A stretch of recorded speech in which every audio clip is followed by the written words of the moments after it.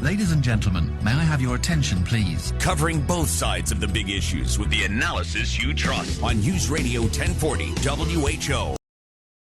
This has been back to school week across Iowa, and back to school week, more, of course, means back to school anxiety. And I assume maybe kids these days are anxious about different things than maybe you and I were anxious about, or maybe it's the same. That's why I'm bringing back in licensed clinical social worker with Connections Wellness Group, Brian Dunn, back on the Newsbreak line. Brian, welcome back to Iowa Radio. And, you know, guys like me are fond of saying, well, you know, back in my day at school, we were anxious about this, that, and the other thing. Is it different today than it was yesterday, or are the anxieties the same? What do you think? Hey, thanks, Jeff, for having me again. We just had this great conversation a couple of days ago about how to deal with this kinds of anxiety, right? Another yeah, some nice coping skills. So we're definitely seeing some changes if we're looking around in our changing world today. And we know that every generation produces its own stressors that we can look back and say it's different than the ones before us. You know, there's taking polls. The APA is taking polls on this, and they're seeing that parents and adults are increased 85% anxiety about things like inflation, climate change, you know, reproductive rights, these things that are social tension and political things. But even with their kids, they're saying there's anxiety they're seeing in the children about gun violence and cyberbullying and social media. Those, I would say, are a couple things that have increased since you and I were kids. I would agree, Brian. I would say that a topic that comes up time and time again with listeners when we're talking about school is bullying. And I know it's easy for you and me to say, hey, bullying was around when I was a kid, which is true.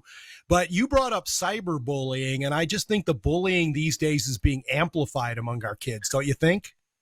That's right. That's right. And it connects to the other component when we're trying to come up with ways to give them coping skills and help them manage and build that resilience.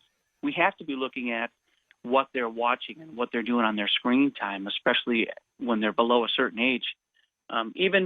Even ones that are adolescents and teens, I've talked to a lot of parents that they're on top of the Instagram and Facebook, and they know who all their kids' friends are. I think that's just really wise to have that kind of relationship that says, hey, you know what? I'm paying the bill for that cell phone. I'm going to monitor, who you're around. No, totally empathize with that, Brian. So like you said, you were on with me a couple of days ago. We were talking about coping skills. Let's talk about that again, though, Brian, for the parents that are attempting to get their kids to cope with the anxiety that clearly they're expressing this time of year. What are some tips that you have? So I think at first you've got to have parents need to be having those open conversations and identifying some signs that may be different than your typical first day jitters. If you start seeing your kid have loss of appetite, difficulty sleeping, change or loss of interest in things they've always enjoyed, pleasurable activities, or complaining of headaches, stomach aches, or maybe even seeing them bodily shake and have nervousness, I would say there's probably something maybe more going on there, to have those conversations and try to at least eliminate anything very serious.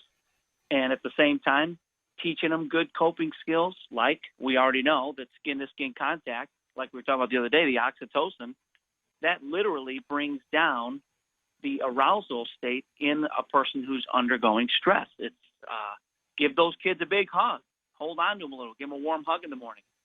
But teaching them coping skills like having creative outlets, using music, keeping active, watching what they eat, and how they get good rest. These are other things that can be very helpful and parents can do every day. He's a licensed clinical social worker with Connections Wellness Group. His name's Brian Dunn. Always love talking these issues over with Brian. Brian, have a great weekend. Thank you very much for joining me this morning.